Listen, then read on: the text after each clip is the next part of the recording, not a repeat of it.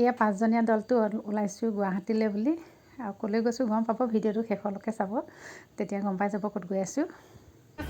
14 বছৰ ভিতৰত দুটা তাৰপিছত এতিয়া টিকেট কৰিলোঁ, টিকেট কৰি মেলি ভিতৰলৈ সোমালোঁ। সৰু দুটা, ডাঙৰ দুটা। এতিয়া আহিছোঁ এয়া কলাক্ষেত্ৰত। ইফালে সৰু ল'ৰা, ইফালে ডাঙৰ ল'ৰা, ভণ্টি আহিছোঁ বেলেগ কামত, কিন্তু বোলো এপাক সোমাই যাওঁ কলাক্ষেত্ৰত, সেয়ে এপাক সোমাইছোঁ। এয়া ভণ্টি গৈ আছে আগে আগে, লাহে লাহে খোজকাঢ়ি গৈ আছোঁ। আৰু ছাইডত সজাই থোৱা ফুলখিনি দেখি ভাল লাগিল, সেয়ে তাত অলপ ৰৈ পেলাই ফটো উঠিলোঁ।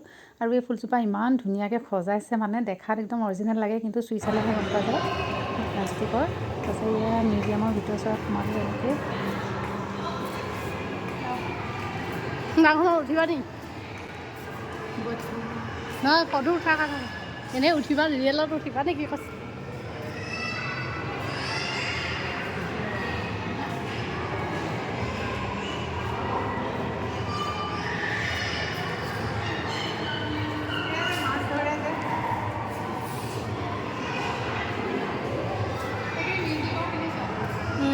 এই সতে এইটো কি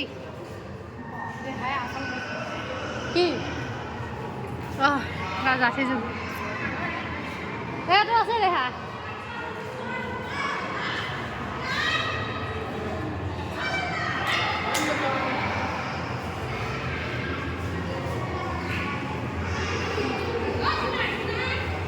নাম লিখা আছে চোৱা।